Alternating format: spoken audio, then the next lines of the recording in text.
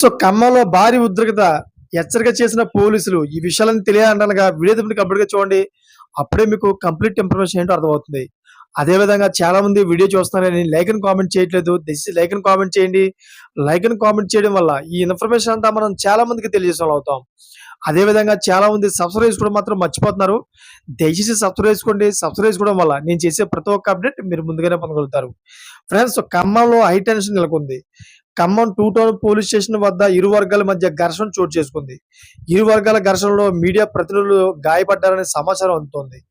Yellandu cross రోడ్లో BJP నాయకులు తిరంగా ర్యాలీని అడ్డుకున్నారని, ఓ వర్గంపై మరో వర్గం దాడి చేసినట్లు సమాచారం అందుతోంది. అయితే ఈ తరుణంలోనే యువకులను ఖమ్మం 2 టౌన్ పోలీస్ స్టేషన్‌లో పోలీసులు ఉంచారు.